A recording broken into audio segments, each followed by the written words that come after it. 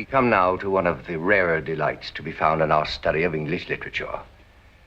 Hamlet's soliloquy as envisioned by Shakespeare. Denham, read.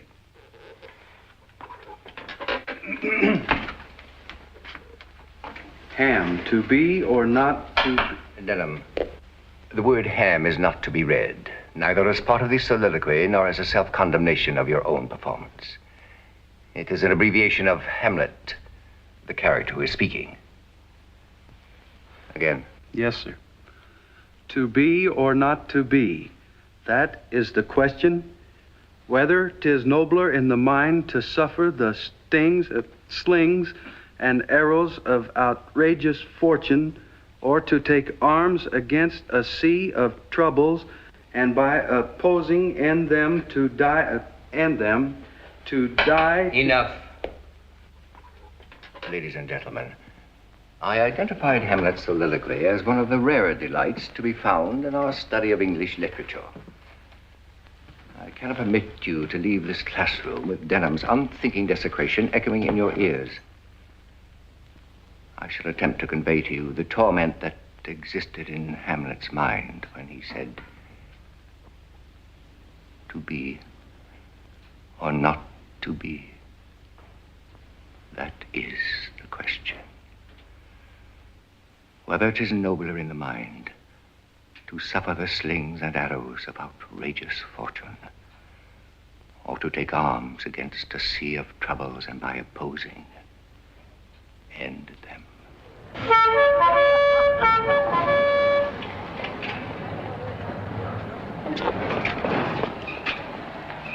Old Ironheart, we salute you. May your luncheon remain forever in your throat.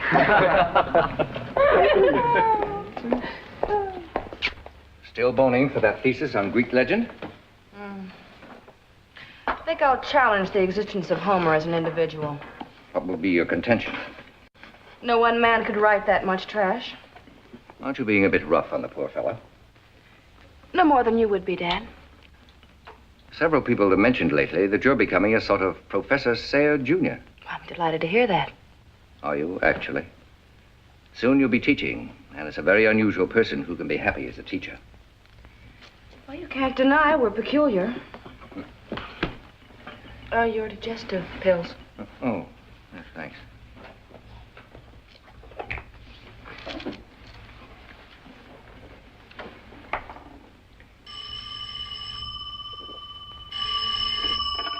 Hello? Yes? Who shall I say is calling? It's for you, Miss Carol, Mimi.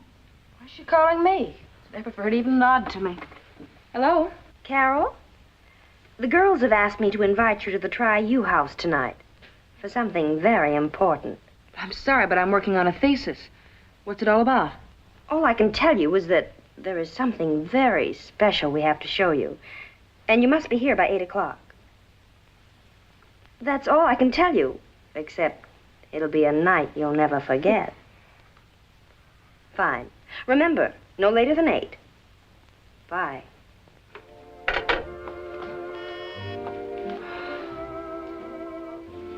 I'll get it, Miss Walker.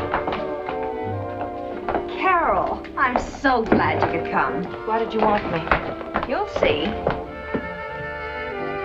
Hi, Carol. Come on in. Now, we've been waiting for you. Here you are, front and center, our guest of honor. Is this your idea of a joke? Having me drop work and walk halfway across town to watch this idiot's delight? It's no joke. This is something the whole campus is arguing about, and you're here to settle that argument once and for all. Hey, Hank, turn on the set. Why all the mystery? You'll see, you'll see. Now settle down, everybody. Prune nectar, prune nectar. What you need is prune nectar. The luscious royal nectar of the prune. Just savor the flavor. You'll do yourself a favor. If you drink prune nectar morning, night, and noon. It's fortified with vitamins to give you energy. It's guaranteed to magnetize your personality. Prune nectar, prune nectar. What you need is prune nectar. Delicious royal nectar of the prune. Skål! If you want to be a regular guy, better get prune nectar soon.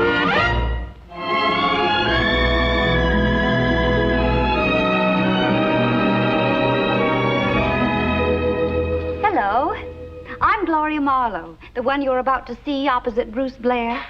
Just think, our pictures were made more than 20 years ago, and their stories are still as romantic and timeless as these exotic perfumes here before me. Our Secret, My 5 Sins, Double Passion. Well, more about the product later. Tonight, I give you Bruce Blair, the original Dreamboat, in The Return of El Toro. Quiet, quiet.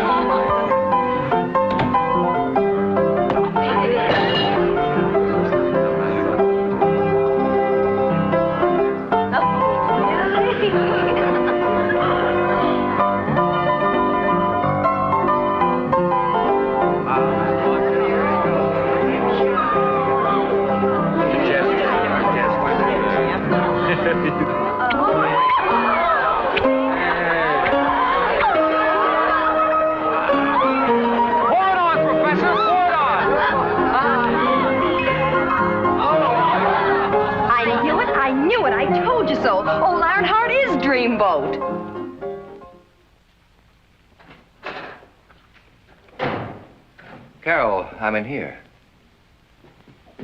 Carol. Carol, what's the matter?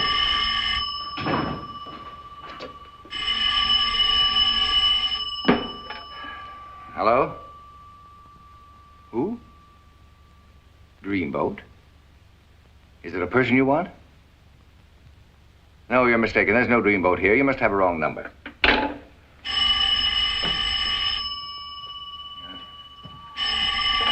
Hello. Double Passion? No, I don't have any for sale. I don't even know what it is. What do you mean, our secret? Who is this? Hello? Hello?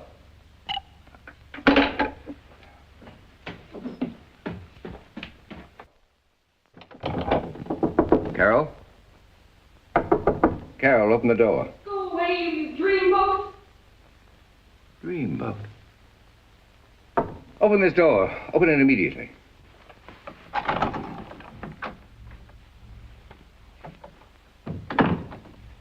Carol, you're behaving like an hysterical child. Now, if something is wrong, let's discuss it calmly and intelligently. If something is wrong. I, your own daughter, had to find out your horrible secret from almost total strangers. My horrible secret. You know what I'm talking about. You Bruce Blair. Oh. So you know. How did you find out? You were on television tonight at the Tri-U house. Television? That's impossible. I've been here all evening. It doesn't matter where you are. It's your past I'm talking about. They were showing an old movie. No. Yes. The room was jammed with idiots howling at the shameful way you were making love to Gloria Marlowe. It was ghastly. This is vicious. Those pictures were made before you were born. It's like exhuming a man from his grave. Oh, Dad, why didn't you tell me? Because I chose to forget that I'd ever been in Hollywood. After all, it's not like a criminal trying to conceal his record. But imagine the shock to me. Here, I'd always thought of you as a dignified, intellectual person. I've done everything I can to be like you. And then, all at once, to find out the truth. But you don't know the truth. I was a teacher before I became an actor, the same as I am now. The Hollywood interval happened when I met Gloria Marlowe. You married to Mother, then? Of course not. Anyway, against my better judgment, I consented to be Miss Marlowe's leading man. Were you in love with her? The only woman I ever loved from the day I met her till the day she died was your mother. I'm sorry, Dad. But how can we face people now that they know that Gloria Marlowe called you Dreamboat? So that's the reason for those calls. She's advertising perfumes with terrible names like Double Passion and My 5 Sins. 5? The way the kids made fun of you. We'll never live this down, never. My dear, I admit this is shocking news to me, but it's only momentary. All right. For a day or so, the students will make their asinine little jokes about Bruce Blair, and then they'll forget it. Do you think so? I know so. You make it seem so simple. That's only one of the duties of a competent father. Good night, my dear. Good night, Dad.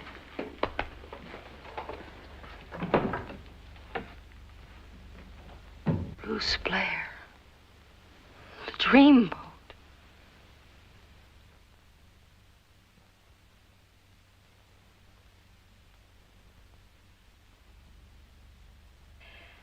We don't want to be narrow-minded about your sudden notoriety. But naturally, we must preserve the dignity of the school. I understand, Doctor. The students are a bit out of hand at the moment, but I'm sure they'll settle down. Not as long as you're appearing on their television screens as Bruce Blair, the Dreamboat. Ladies and gentlemen, inasmuch as spring vacation starts tomorrow, I'll be able to go to New York and secure an injunction against the televising of these films. Do you expect the television industry to assume responsibility for your past indiscretions? Mr. Sayre, if you should decide to submit your resignation, we shall accept it. Reluctantly, of course. I have no intention of resigning.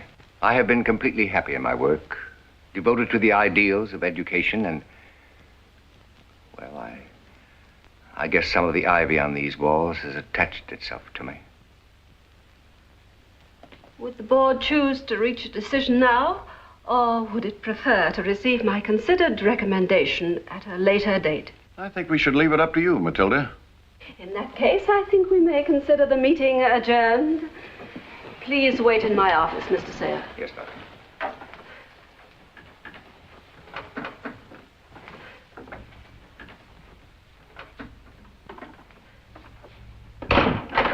Well, this is an unpleasant mess, Mr. Sayre. You're putting it mildly, Doctor. Quite a decision I must make. I realize how importantly this may affect your future as a teacher. This is the only work that means anything to me.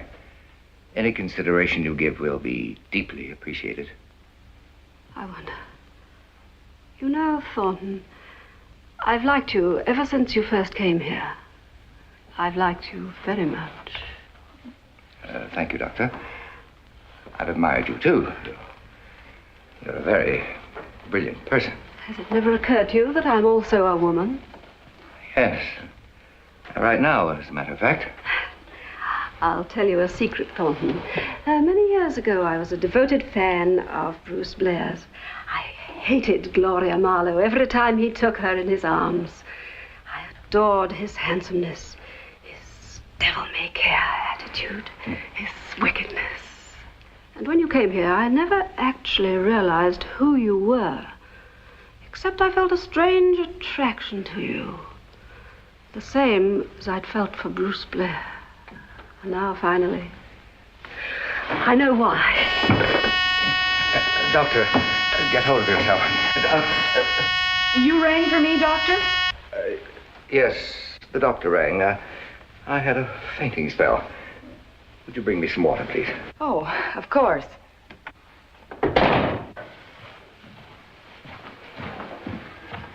As I said before, thanks for everything.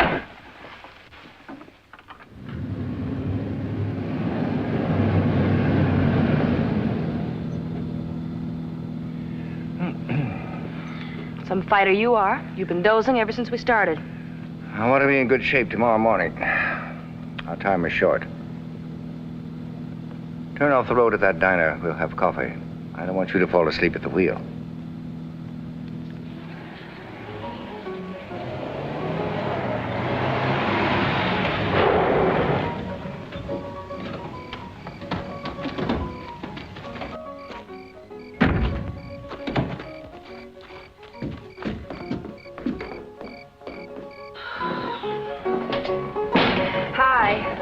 Hello. Evening. Oh, hamburger and a cup of coffee for me. Coffee for me only, please. Sure.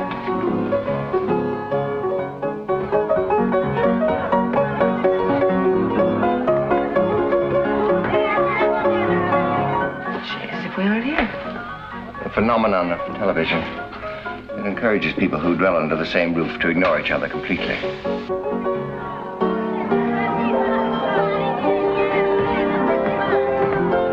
Oh, no. And it's you again.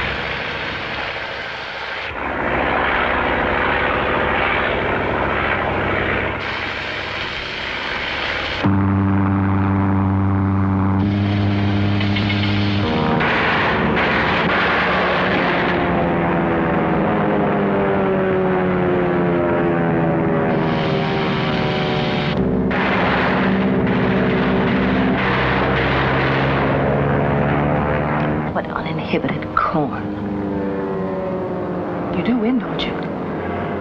With nauseating regularity.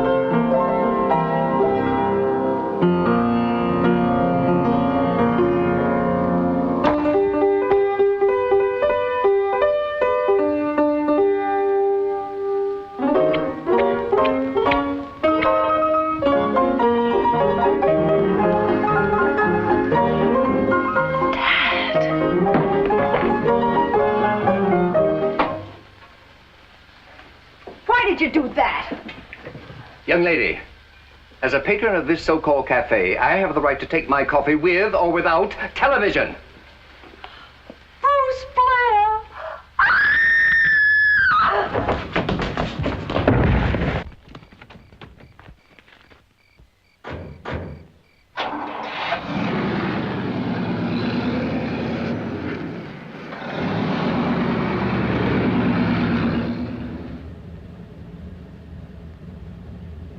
You sure those pictures were meant to be shown to the public? Times and moral standards have changed, my child. That waitress, the way she reacted to your kiss, I felt as if I were peeping through a keyhole. Naturally. Those pictures were designed to capitalize on the vicarious cravings of middle-aged glandular cases. Dad. Yes? Did you realize at the time what a bad actor you were? My child, at the time those films were made, I was recognized as one of the few real talents in Hollywood. Furthermore, I ranked second in a nationwide popularity poll. Who was first? Some stupid police dog. I've forgotten his name. But I'll have you know that my salary was 3 times more than his. Which way you going?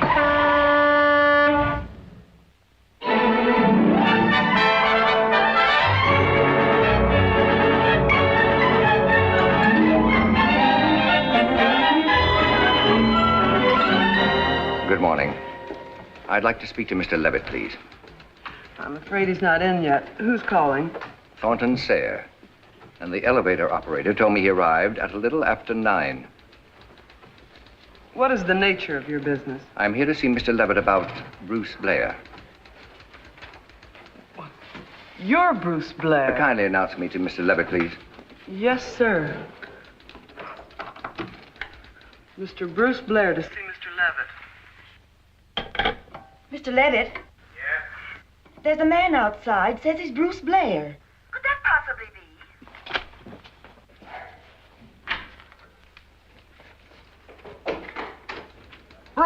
Bruce Blair, come in. What do you know? Bruce, I've been looking for you all over. I thought you were dead. That's my intention. You hear all this talk? It's about you. Bruce, you're hotter than a firecracker. The name is Thornton Sayre. Oh, yeah. Slip of the lip. This is my daughter, Carol. Well, Carol. You must be pretty proud of the old man, huh, Carol? Yes, he's a great educator. Oh, right you are. If you don't make love like Bruce Blair these days, you're a dead duck. Can't we have a little privacy? Oh, sure. I got an office full of it. Come on in. Please stop handling me in that familiar manner. Looks great, don't he, Dorothy? I mean, when we get him fixed up a little. You can see he's Bruce Blair, all right. I mean, if you know it. My dear lady, your rudeness is exceeded only by that of your employer. I am what I am, and I'm not submitting to any fixing up. We were only talking the way everybody always talks in show business, Bruce. I mean, Thornton, you remember. Sit down right over there, Carol. Bruce, over here, please, huh? You been to New York before, Carol? No, I haven't. Dorothy, send in Bill Ainsley. Nice boy, Bill. The women love him. And what could that possibly have to do with me? Well, you want to talk business, don't you? We don't want to bore your daughter over here, do we? Bill, I got some nice work for you. I want you to show Miss Miss Sayre around town. I'd be pleased to. This is entirely Mr. Levitt's idea. You know who this is, Bill? I heard outside. I'm very happy to know you, Mr. Blair. Young man, the name is Sayre. Furthermore, you don't know me, and when you do, you won't be particularly happy. Yes, sir.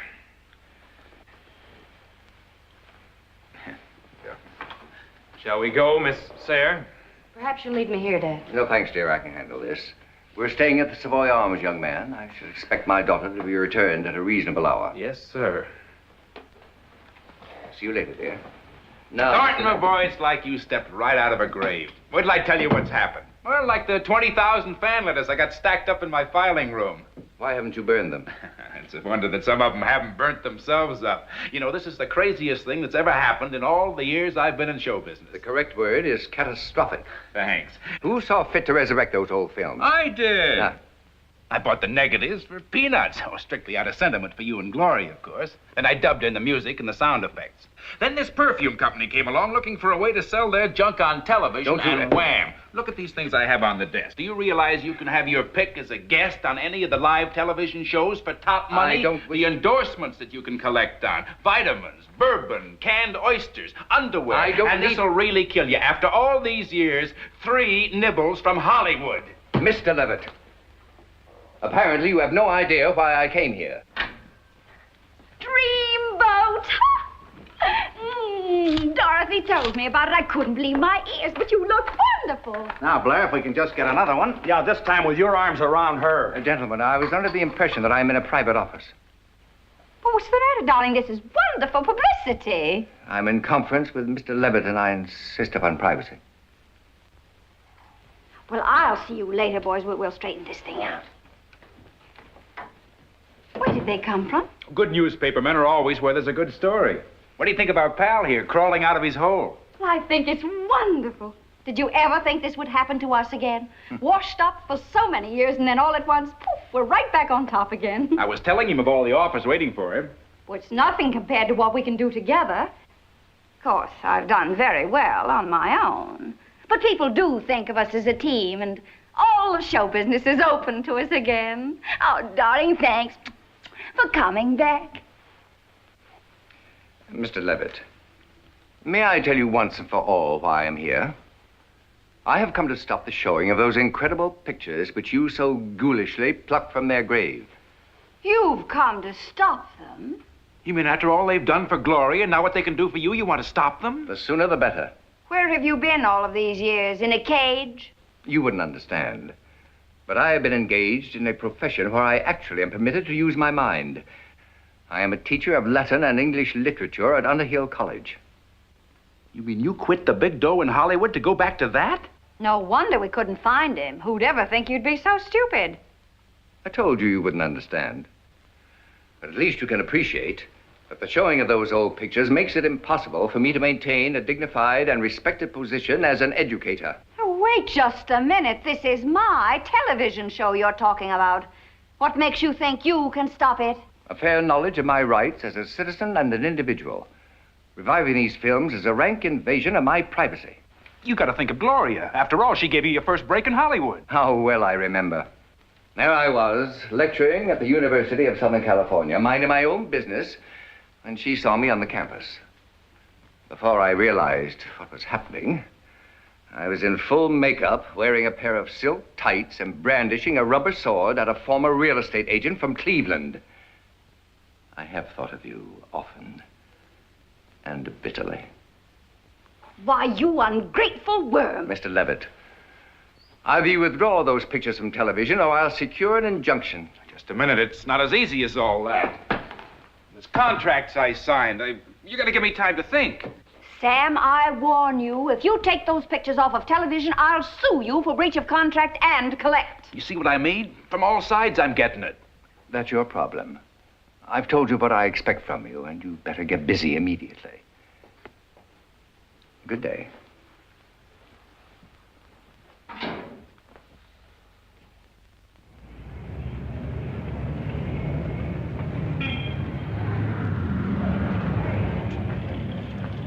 Well, here we are, at the reasonable hour your father demanded.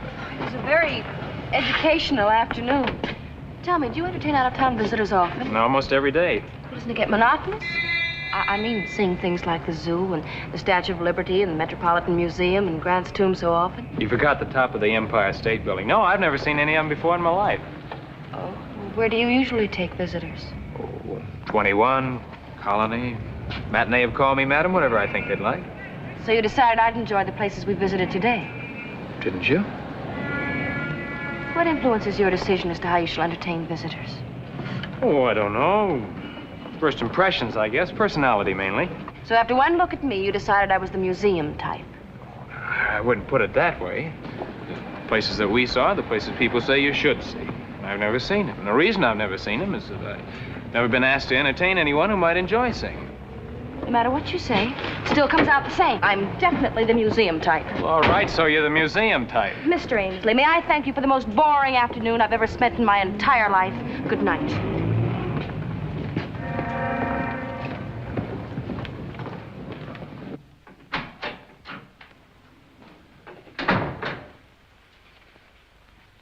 Oh, Carol, I was beginning to worry about you. There's no need. I'm the museum type. You're what? Where are you going? Sam Levitt has invited us to dine.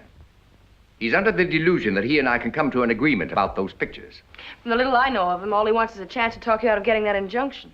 My dear girl, Levitt could talk to me until he was blue in the face, and all he'd have to show for it would be a blue face. You better touch up a little. No, thanks. I'd rather have dinner here. All right, we'll both dine here. No, you keep your date, please. I'll just have an early dinner and go right to bed. Carol, is anything wrong? No. Well, you seem upset about something. Did you have any trouble with that young upstart from the agency? Are you kidding? How could I possibly have trouble with any man?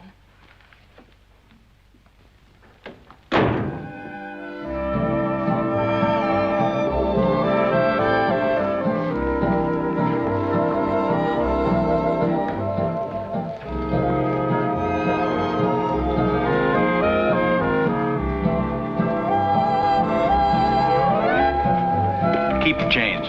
Thank you, Mr. Levitt. More coffee, gentlemen? No, thank you. Bring us 2 brandies. Your best.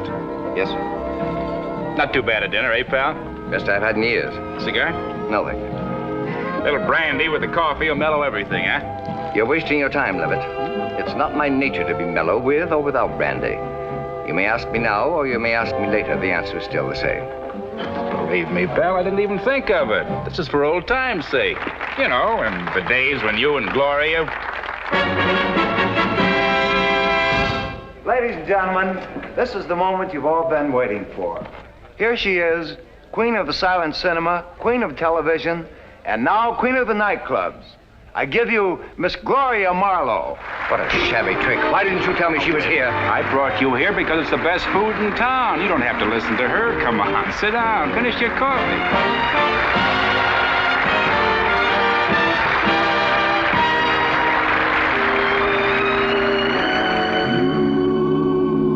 You'll never know just how much I miss you. You'll never know just how much I care. You are the theme of all my dreaming. And if I tried, I still couldn't hide my love for you. You ought to know, for haven't I told you so? A million or more times. You went away and my heart went with you. You'll never know how I'm longing for you. I speak your name in my every prayer. If there is some other way to prove that I love you, I swear that I don't know how. You'll never know if you don't know now. Never know just how much I miss you. miss you, baby. You'll never know Just how much I care. how much I care. If there is some other way to prove that I love you, I swear that I don't know how. I swear I don't know how. You'll never know if you don't know now.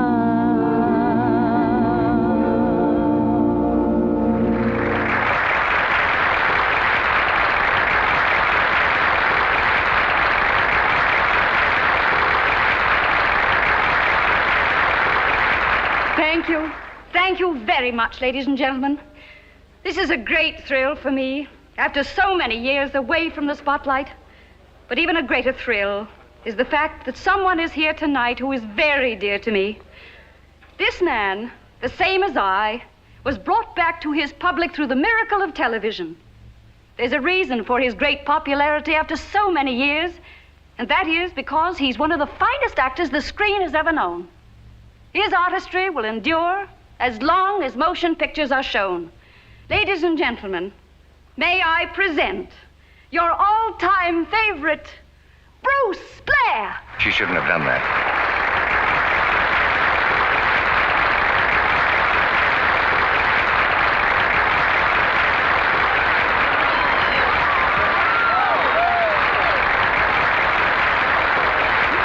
Fearfully strangle you for this. How sweet of you. Thank you, ladies and gentlemen. I would like another coincidence in an evening filled with subtle touches. Ladies and gentlemen, Miss Marlowe has asked the orchestra to play Avalon, a song which at one time held a particular significance for both of us.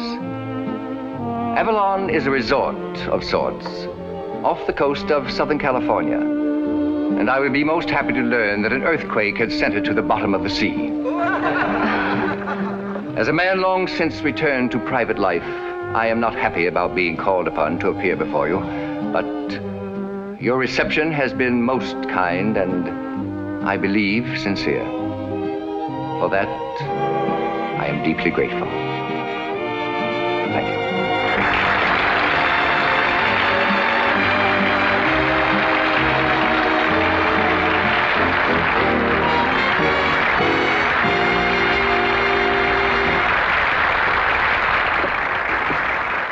What am I doing here?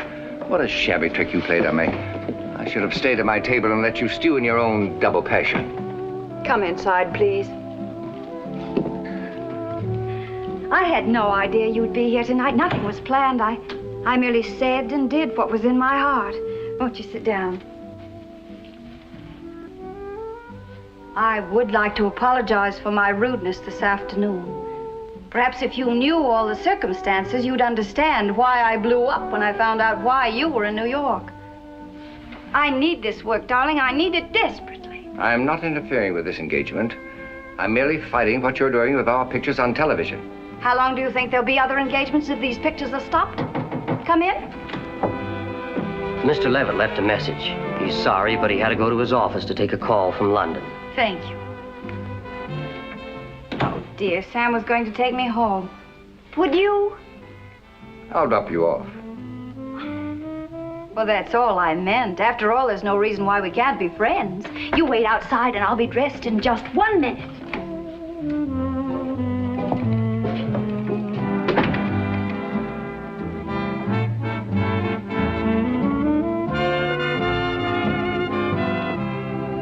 I realize, Gloria, that what I'm going to do will hurt your professional career, but there's no other choice for me. If I don't stop your showing of our older pictures on television, all the years I've worked to maintain my standing as an educator will be wasted. I understand. It's quite a situation, isn't it? One of us must lose everything he's ever lived for. And I guess I'm it. It isn't as if I've thrown you into the street. You have money. I haven't a penny. But those clothes, those furs, your jewels. All rented. Rented to keep up a front. I don't understand. You're drawing a salary on television? The bare minimum. The real salary was to have come later. What about the nightclub? Well, to be perfectly frank with you, darling, up until a few months ago, I was almost hopelessly in debt. Now I'm paying off. Getting ready for the big breaks.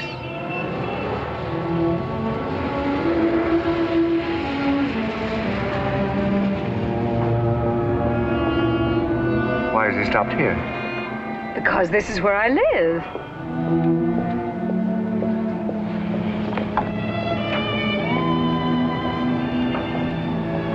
Just wait. This is all so depressing. I had no idea. Oh, it's all right. After you get accustomed to it. You may think this is silly after so many years, but in memory of da-ya-da-da-da-da. Good night. Good night, Gloria.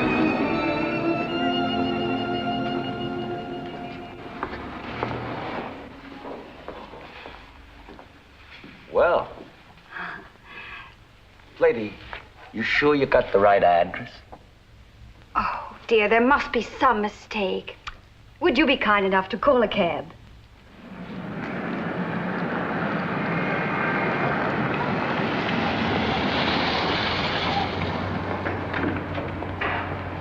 Good evening, Miss Marlowe. Hello, Frank. There you are. Keep the change.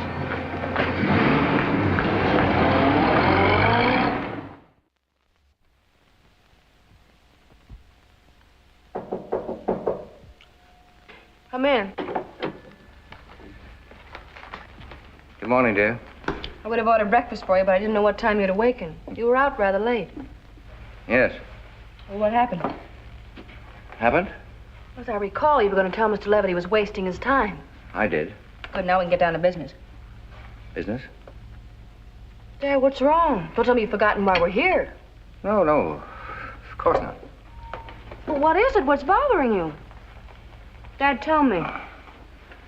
It's Gloria, Miss Marlowe. What about her? Did you see her last night? And what if I did? That vulgar woman, I suppose, did everything possible to play on your sympathies. She's not vulgar, and she didn't play on my sympathies. The facts were there for me to see.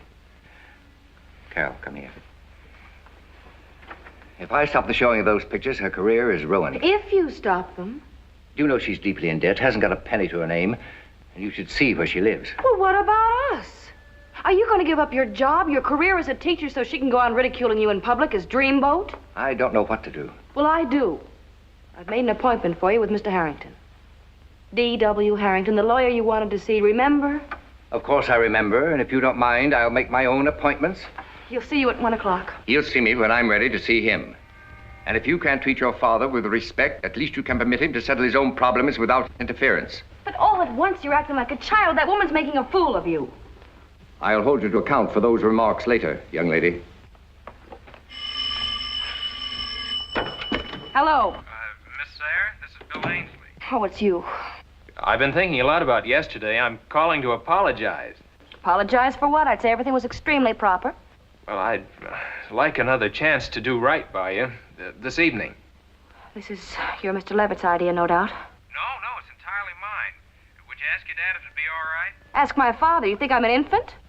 Well, he didn't seem to think very much of me, and I thought maybe if you... What he thinks of you is his affair. I'll do as I please. I'd be delighted to have dinner with you, Mr. Ainsley. Fine. I'll call for you for dinner at 7 and anything you'd like to do later.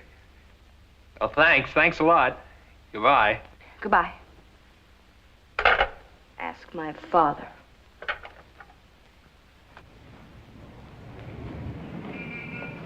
Give me the key to my room, will you, buddy? I'm telling you, you don't get the key till you pay for your room.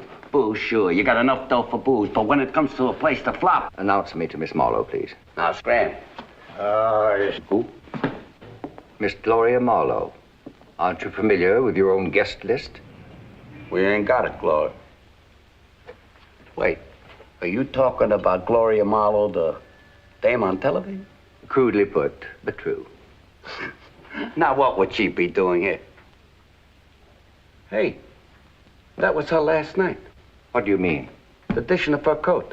Of course, I brought her here. She walked in, and I asked her what she was doing here, and she said, I think I made a mistake. Would you call me a cab just like that? You mean she actually doesn't live here? Are you kidding? Don't you read the fan magazines? That dame has saved the dough since she was 18. And she made it before taxes.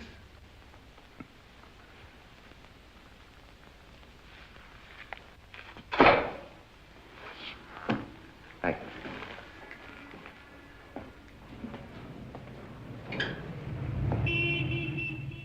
Sure, Dorothy. Send her right in. Come in, honey. I'm sorry I had to leave you and Sayre last night. I'll bet you are. You framed me. You knew I'd do anything on earth to keep those films on television. How'd you make out? I can't be sure yet, but I have a hunch the Dreamboat is going through a change of mind. Wonderful, wonderful. How'd you work it? Oh, there's certain things a woman doesn't like to talk about. Oh. Excuse me. Yes? Sayre is here, Mr. Levitt. Tell the girl to send him right in. I don't care what you did, honey. It worked. Oh, maybe you better let me wait outside while you talk to him. You stay right where you are. We three have got deals to talk over. Big deals. Come in, my boy. Come in. I'm sorry I had to run out on you and Gloria. Quite all right. I understand. Good morning. Good morning, darling. I'm delighted you're here. Now we can get everything settled at once. Fine, fine. You're a smart man, my boy. I knew you'd see the light. Yes, finally I saw the light. First, concerning my original desire to have my motion pictures withdrawn from television. So what? Everybody goes off half-cocked sometimes? As 1/2 hour ago, I instructed my attorney to secure a restraining injunction. You're filing suit? No. Yes, my boy. Definitely yes. But last night Last night, Miss Marlowe, you gave one of the poorest performances of your entire career, which is quite an achievement. No, just... And yours was even worse. Do you think that for one moment I was taken in by that overripe rendition of Bertha, the sewing machine girl? Or that shabby hotel routine? or that bilious display of sentimentality. Now you... Oh, do-da-da-da. Oh, no. I beg your pardon. I'll see you two charming characters in court. What a job of fixing you did. Something's happened to him. He wasn't like this last night. Well, Sam, you've got to stop him. He's going to ruin us. You think you're giving me information I don't know? Yes? Dorothy, get me my lawyer. You'd better get your lawyer's lawyer.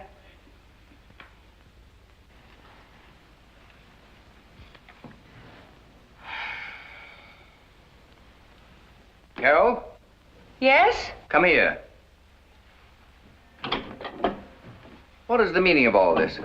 It's your life you're living. They're from your television fans, if that's what you want to call the lecherous type of middle-aged she-wolves you seem to attract. Is that from the one who's willing to make herself available by drowning her husband? No, the one with the island. This is the most brazen display of female emotionalism I've ever seen. Hello?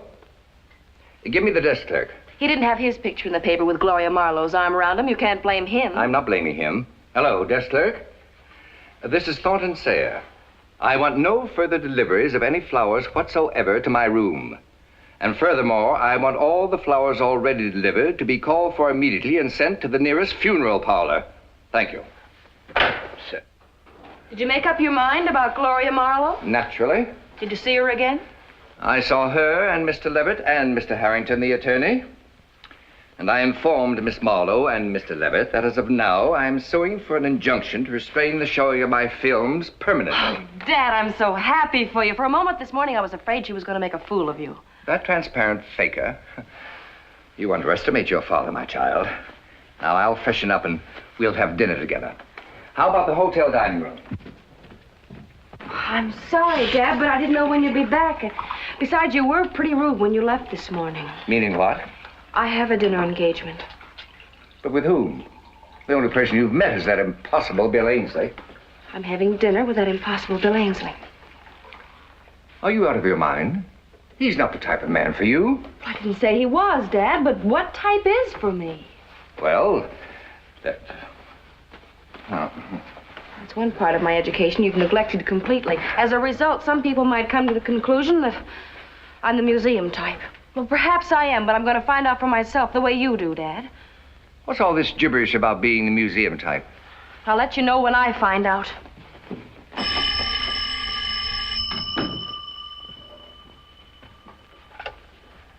Hello?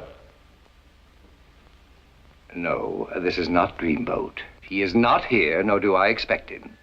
He sailed for Borneo.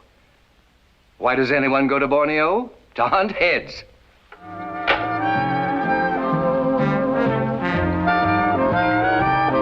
Hello, Bill. Oh, hi, Steve.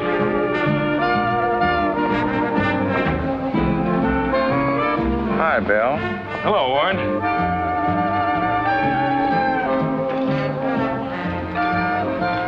Mr. Ainsley, I imagine you're suffering even more than I. Shall we sit down? I was enjoying it very much, but if you wish...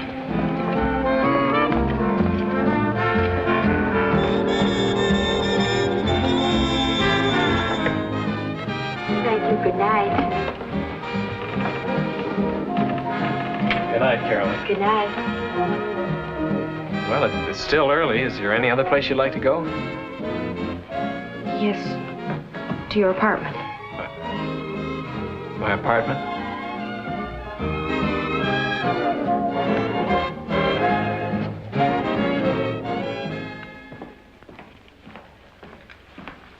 You enjoyed your dinner, Mr. Blair? I enjoy nothing when I'm addressed as Mr. Blair. Tonight, the Exotic Perfume Company is happy to present another Dreamboat. How much these glasses, please? $1.02 of tax. The flag. In this epic story of the Foreign Legion, Bruce Blair plays $1. unrobed, the dashing sergeant in love with a cabaret girl. $1. Played by... $2. Yes, With $2. tax. Thank you.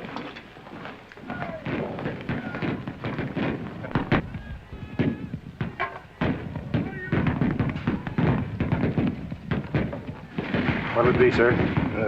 Dubonnet.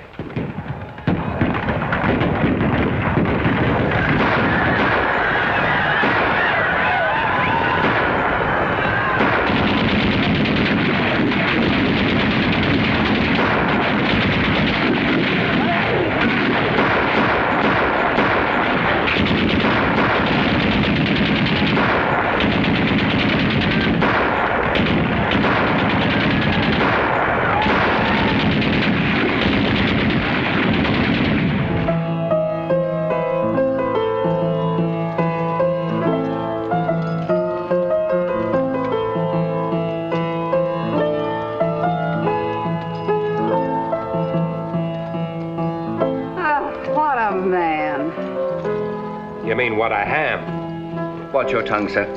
What'd you say, Bud? Nothing. Nothing at all.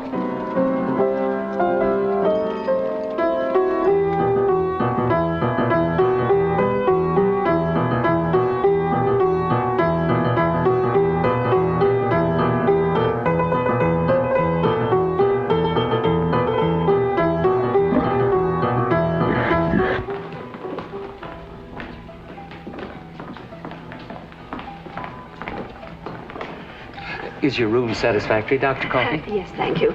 Could you tell me where I might find Mr. Sayre? He stinks. I beg your pardon. Beg my pardon? What did you do?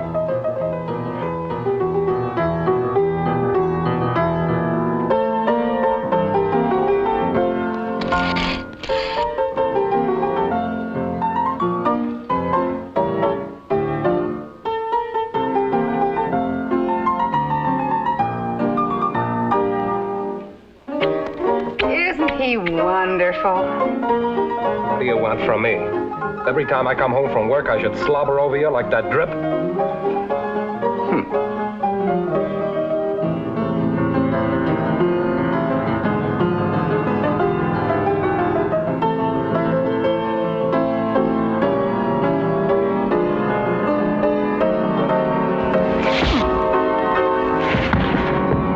Look at him.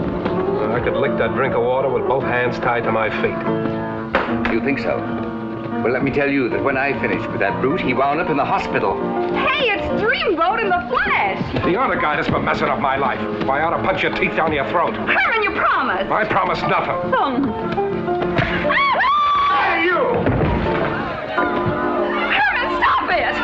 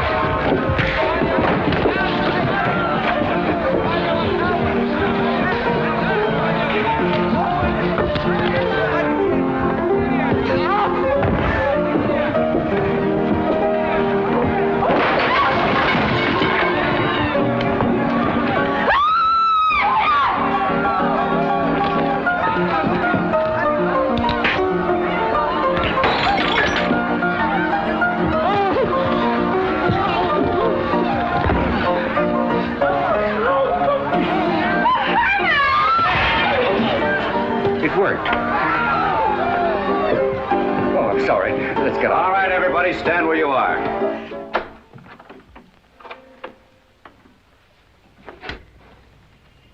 Well, this is it. Nice. May I have a drink, please? A drink? Well, is that an unusual request from a lady? Well, from you, yes.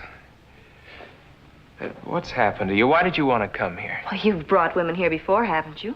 Oh, yes, but I'd like that drink, please.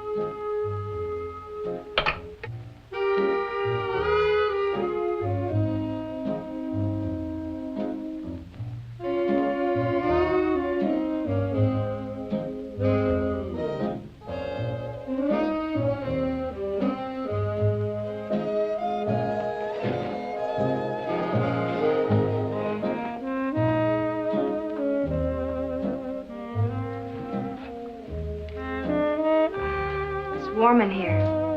Yes. I've been looking at your trophies. I guess it's always warm in here. I barely know those women. Autograph pictures are a dime a dozen in show business. Well, now that we're here, what are you going to do about me? Do? Well, You guessed I was a museum type. Let's find out.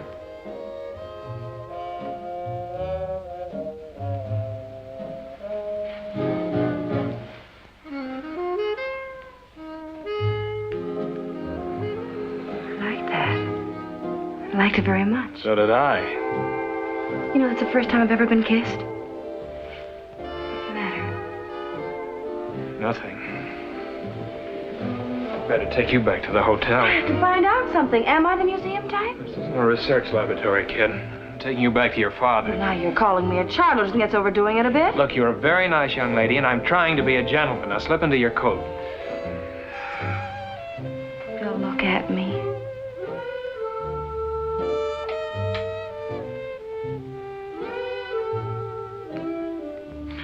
I said slip into your coat. Why? I don't trust my own willpower. You still haven't told me. Am I the museum type? If you are, I've been spending an awful lot of time in the wrong places.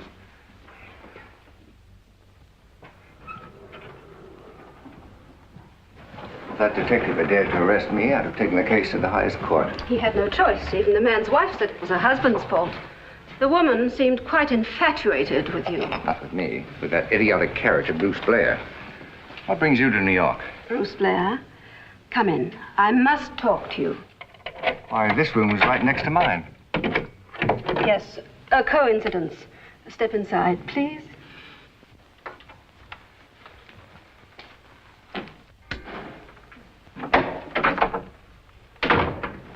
Why did you say Bruce Blair brought you here? The Board of Trustees at Underhill is getting restless. They want you discharged immediately. But why? I'm doing what I came here to do. I've already filed a petition for an injunction restraining the showing of my films. It's the publicity you've been receiving, Thornton. Particularly that picture showing you embracing Gloria Marlowe when you arrived in New York. The board is beginning to feel that as far as you're concerned, you still are Bruce Blair. But this is ridiculous. I'm devoting every waking hour to consigning Bruce Blair to oblivion. I've been sent here to have a heart-to-heart talk with you, Thornton. I'm to find out if you really wish to return to your job as Thornton Sayre, the teacher. Of course I do. Then what primitive emotion prompted you to enter a barroom tonight and become involved in a brawl over a woman? You're distorting the facts. No, Thornton. Despite the fact that I am representing the Board of Trustees, I am here to help you. No matter what you tell me, I'm going to recommend that you not be discharged. Thank you, Doctor. But in return for that favor, I want the truth from you. I want you to confess to me that despite every valiant effort on your part, you cannot destroy the fact that basically you are Bruce Blair. I want you to admit that the pose as Thornton Sayre is a screen behind which hides the real man that is you. This will be our secret, and no one else shall ever know. What you're saying is fantastic. You're trying to put an utterly false confession into my mouth. No, you listen to me. You're hurting My me. name isn't Bruce, and I can take only so much of this tommy rot. I know, and then the real you comes Will you through. forget this nonsense and listen? Oh, don't touch me, you beast. Good night, Doctor. I'll talk to you when you're not so tired.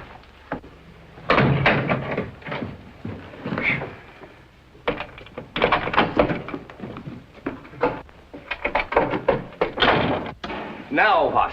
Stay where you are. Don't come one step nearer. But I have moved, and it was you who followed me in here. I have to find out the truth about you, no matter what may happen to me. Oh, poor man. You try so hard to live a decent, honorable life, don't you? And then there's something inside you breaks loose, and you become a man without conscience or scruples. A man in search of a woman. And when this happens to you, nothing else in the world matters. Only this great burning desire, this tortuous craving for love. That's the real you, isn't it, Bruce? Tell me, darling. You have to tell me. Doctor, believe me, you're in no condition to discuss anything now. You've had a long trip. You're worn out. No, Doctor, no! 1,000 times no! I'll take you to your room. Thanks for everything. It's been a wonderful evening. It was more than that. It was a revelation. Oh, hello, Carol. Evening, Bill. Well, I'd better say goodnight. Night.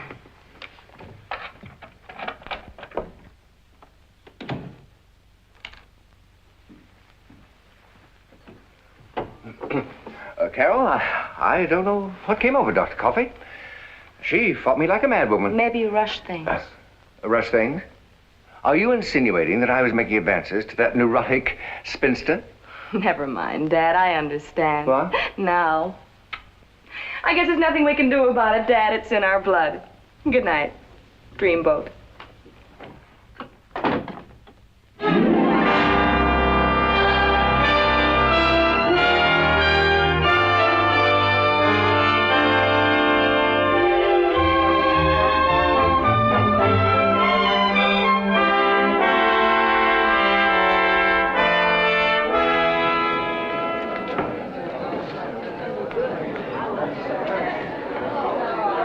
I think that would be the best method.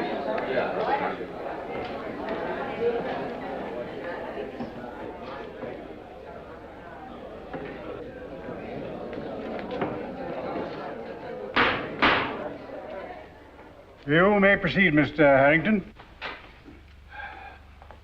Your Honor, it is our intent to prove that there should be granted a permanent injunction against the showing of my client's motion pictures on television. Consider this man's plight, Your Honor. Here you see a man who has not performed in a motion picture for many years. A man who left Hollywood at the height of his career to devote his life to the honorable and dignified profession of teaching. And now, suddenly, this man's privacy is invaded by merciless commercial interests who are wantonly destroying his teaching career by reviving his old motion pictures on television and identifying him as Dreamboat. Give this man the right to live the lawful and commendable life of his own choosing, Your Honor. We ask that you return to him one of the most priceless possessions of every American citizen, his rights of privacy. Thank you, Your Honor. You overdid it. I'm not an unwed mother lost in a snowstorm. Is counsel for the respondent ready? Well, if it pleases Your Honor, I shall dispense with the theatrical emotionalism displayed by counsel for the petitioner and recite plain facts. Number one is that Thornton Sayre, as Bruce Blair, appeared in a series of motion pictures of his own free will and was paid for those appearances. Number two is that these pictures were made to be shown to the public, and Mr. Sayre was well aware of that fact. Number three, the medium of television in showing these motion pictures to the public conforms exactly to the purpose for which they were made. What strange thinking moves the petitioner to claim an invasion of his rights of privacy when he performed in these pictures for public exhibition? And beyond that, doesn't he know that motion pictures are the bread and butter of television today, and that a selfish restraint against their showing would endanger the jobs of thousands of honest, loyal Americans now employed by the television industry? Is this what you call dispensing with theatrical emotionalism? Well, I submit, Your Honor, that these are facts. And in conclusion, I offer for your consideration the paradox of a self-professed educator seeking to destroy the greatest educational medium in the world today, television. Your Honor, I resent this windbag's contention that I am seeking to destroy television. Mr. Sayre, you are represented by counsel and are not to speak for yourself at random. I order you to observe proper court procedure. But, Your Honor...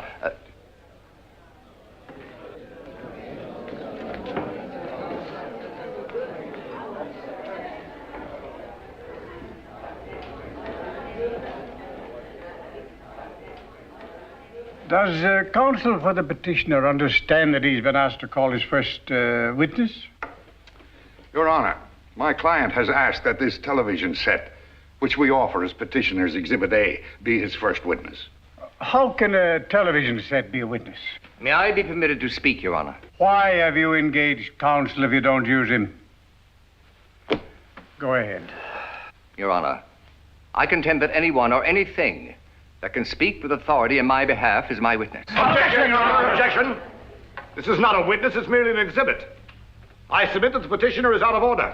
Unfortunately, I have no precedent in law to guide me, but obviously the thing can speak, therefore I accept it. Objection overruled. Let's examine it. Your Honor, the counsel for the respondent has criticized me for not wanting to be exploited on what he calls the greatest educational medium in the world today. I ask my witness to speak for itself.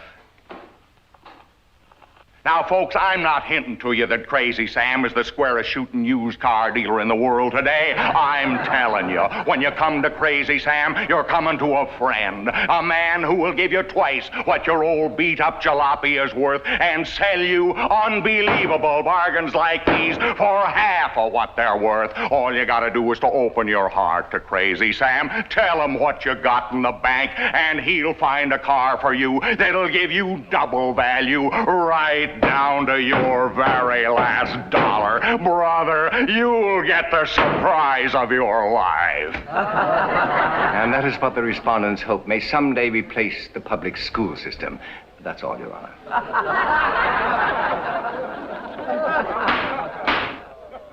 Does counsel for the respondent wish to cross-examine the witness? No questions, Your Honor. But we must protest that to prejudice the court, the petitioner has deliberately selected a program which would indicate a low standard of quality for television, and we charge that that selection was premeditated. Would the court care to select a channel? Any channel? 6. 6. Now, here is what happens when you use an ordinary hair tonic. The ordinary hair tonic, having no penetrating power whatsoever, rolls down the hair and lies helplessly on your scalp until it evaporates, leaving dry, scaly, irritating particles on the skin.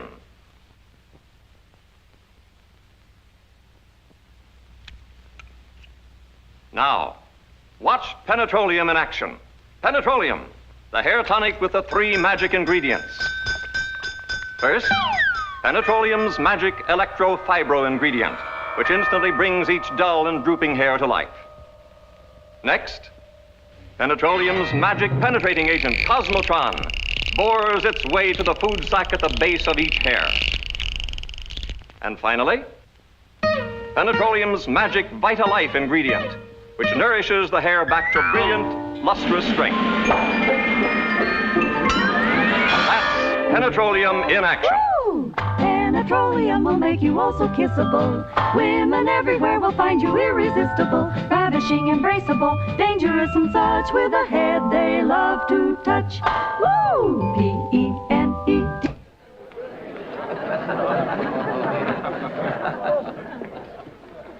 Your Honor, I submit that the petitioner is seeking to evade the specific issue by showing programs which are entirely foreign to the one under discussion. I would like to answer that charge, Your Honor, by questioning Miss Marlowe. Call a witness. Miss Marlowe. Must I remind you again that you've engaged counsel to speak for you? Let him question the witness. But he doesn't know what to ask. Permission granted. For the last time. Thank you, Your Honor.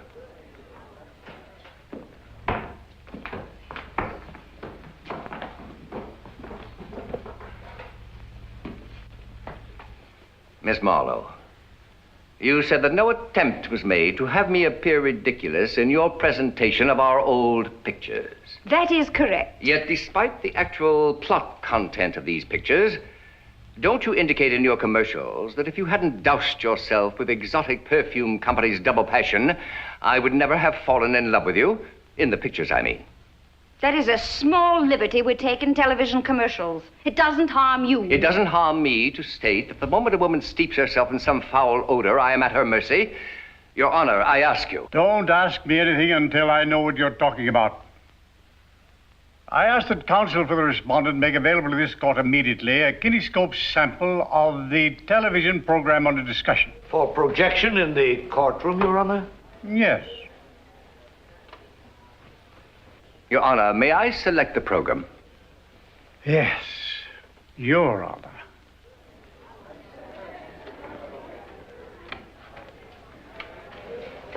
In order not to bore Your Honor, I have selected the last few hundred feet of what is intended to be the next television program for exotic perfumes. Never mind the lecture. Start the picture. Yes, Your Honor. Close the blinds, please. You may start.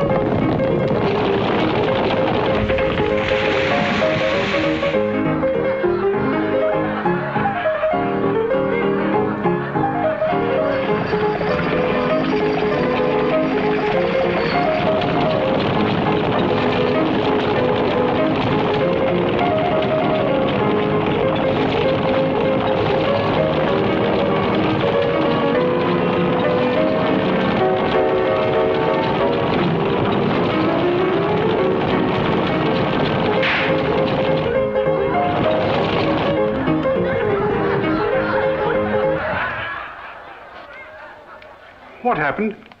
I stopped the film, Your Honor, to explain what is about to happen. I've told you until I'm blue in the face, such explanations must be made by your counsel. But this is a technical point of which my attorney is totally ignorant. Your Honor, I object to the statement of my client that I'm... My client? What you have seen up to now, Your Honor, is a motion picture as it was originally filmed. What you will see next is a continuation of the same picture, deliberately altered for television, thereby turning me into the world's foremost nincompoop. Proceed.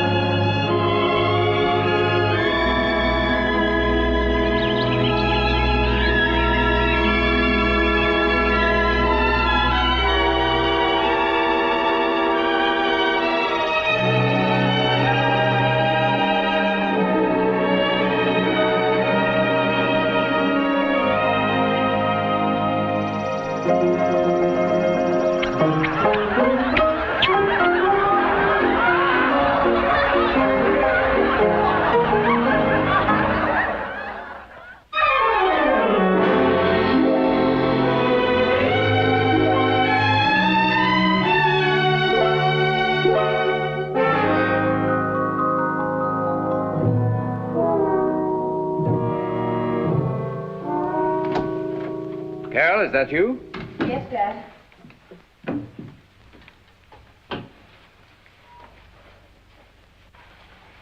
I missed you in court today. Well, I read about it in the papers. Congratulations. It was quite a victory, if I do say so. But I believed in what I was fighting for. That's why I won. What actually were you fighting for, Dad? Why, you know as well as I. You encouraged me all the way. Even gave me a good old-fashioned pep talk when you thought I was weakening. You know why I acted that way? Because you brought me up with a half-baked idea about life and what it's all about. I was blind. It's your fault. Carol, I don't understand you. And I can't understand you. You're a very talented man, Dad, the idol of millions of people, and yet you say all you want to do is to go back to Underhill College where you're completely unappreciated and try to pound knowledge into the heads of students who live only for holidays. Do you know what they call you at Underhill behind your back? I don't care what they call me, but I'm amazed at your attitude. Carol, what's happened to you since we came to New York? These clothes and your constant dates with Bill. I found out a little about living, Dad, and I like it. I like it very much. That's something you've kept from me. Tell me, are you infatuated with this adolescent theatrical character? Bill's a man, all man. Well, you'll forget him as soon as we get back to Underhill. You better start packing right away. We're leaving tonight. I'm not going back, Dad. Bill asked me to marry him. Are you out of your mind? He's not the kind of person for you. I think he is. But you're a brilliant young woman with a wonderful career ahead of you as a teacher. Well, what's that got to do with marriage? Does every female teacher have to be like Dr. Coffee? Carol, I say that you're coming back to Underhill with me tonight. And I say I'm not. You've kept me cooped up there all my life while you posed as a teacher and hid from an outside world that you just didn't happen to like. Well, I like it and I'm staying in it. Where are you going? Back to Bill. I forbid it. Dad, you forget. Despite how much you try to prevent it, I'm of age now. Carol, if you marry Bill Ainsley, I'll have nothing further to do with you as a father. That's the way it should be when a girl gets a man of her own. I wish we had your blessing. But you're acting just as the kids back at Underhill would expect from old Ironheart.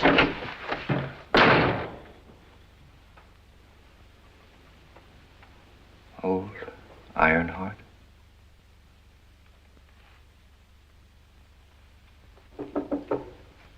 Yes? Dr. Coffey.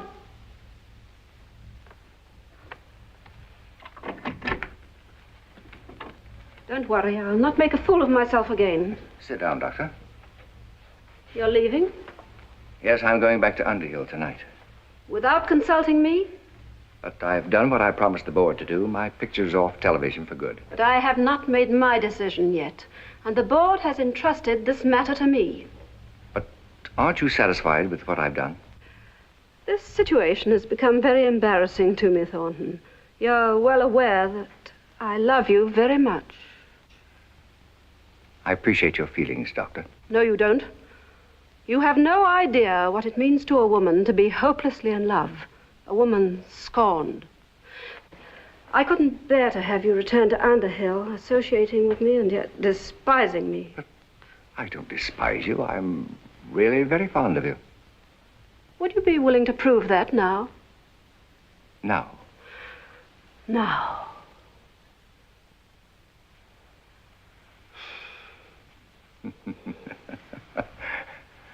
No, Doctor.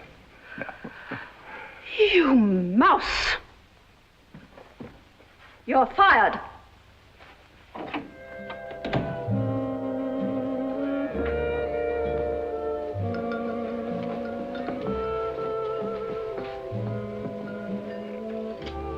Oh, it's you. Yes. I came to have one last good look at the idiot who wrecked his own life just for the satisfaction of ruining mine. This is the most incredible performance in your pitiful little repertoire. You are entirely responsible for every miserable thing that has happened to both of us. No order, miss? Nothing, thank you, or you ungrateful, untalented hypocrite. You've never been anything without me. What were you when I found you on that California campus? A third-rate professor with a fourth-rate future. Discovered by a fifth-rate actress with a mentality that defies classification. And what were you when I co-starred you in my pictures? An obscure ham riding on my ability, and you knew it. That's why you quit Hollywood before you were thrown out. There's one little mistake, my dear. I quit Hollywood before you were thrown out. And why do you think you were so popular in those films on television? Because I made you a star again. By deceiving all of those nice little women into believing that you were the greatest lover since Casanova. What a laugh. You've got a heart as cold as a frozen halibut. And you couldn't act your way out of a wet paper bag. Apparently, my tired Juliet, your opinion of my acting ability is not shared by Hollywood. I have here a contract awaiting my signature, the terms of which would turn your green eyes red with envy. I notice it contains no mention of you whatsoever. What? You making pictures in Hollywood today? Why not? Hollywood learned to talk after you left. There's an increasing demand for people with something to say. Well, this is fantastic. Well, you'll be the biggest flop in the history of show business. We'll see. Yes, indeed we will. But whatever happens will be a pleasure, because it will happen without interference from you. Good evening. Or more important, goodbye.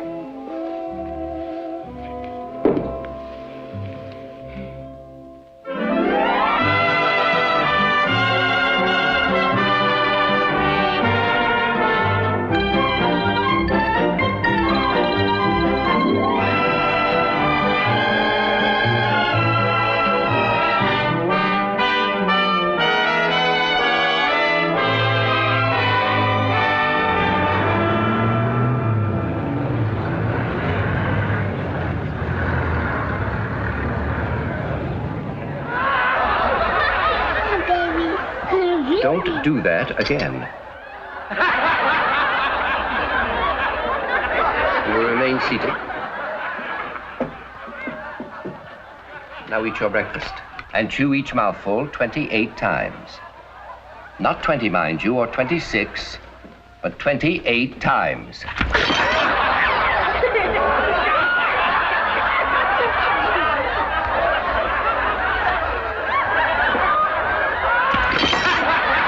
Mrs. King, throughout this grisly meal, your son has been pelting me with cereal. I have taught him an object lesson. Dad, you're wonderful. Thank you, my dear. And you, Miss Marlowe, any comment? Oh, I think you're terrific. You've changed your opinion considerably, haven't you? We're going to do wonderful things together, Thornton. We? Yes, I bought your contract from Sam Levitt.